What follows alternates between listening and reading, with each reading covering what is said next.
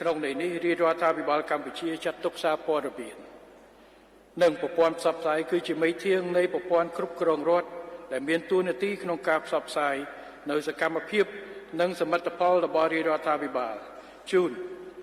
សាធារណជនហើយនាំយកបញ្ហាសង្គមទុកដាក់ជូនរាជរដ្ឋាភិបាលក្នុងន័យនេះរាជរដ្ឋាភិបាលកម្ពុជាបដិញ្ញាលើកស្ទួយនិងគោរពសិទ្ធិសេរីភាពសារព័ត៌មានដោយមានចែងក្នុងរដ្ឋធម្មនុញ្ញនិងច្បាប់ស្តីពីរបបសារព័ត៌មានកន្លងមករាជរដ្ឋាភិបាលក៏បានដាក់ចេញនៅផែនការយុទ្ធសាស្ត្រអភិវឌ្ឍវិស័យព័ត៌មាននិងសារទូតឆ្នាំ2024-2028នៅក្នុងគោលបំណងជំរុញកែតម្រង់វិស័យព័ត៌មាននិងសារទូតដោយផ្ដោតលើការកសាងនិងការវិវត្ត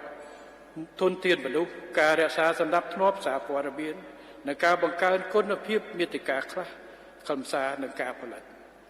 ទន្ទឹមនេះក្រសួងព័ត៌មានក៏បានរៀបចំបោះផ្សាយរបាយការណ៍ប្រចាំឆ្នាំស្តីពីស្ថានភាពសេរីភាពសារព័ត៌មាននៅកម្ពុជាចំនួន2លើករួចមកហើយ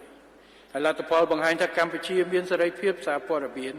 គឺមានភាពល្អប្រសើរលំហសេរីភាពព័ត៌មានគឺមានការរីកចម្រើន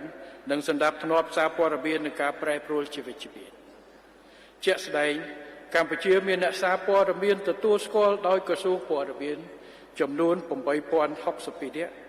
និងមានស្ថាប័នសារព័ត៌មាន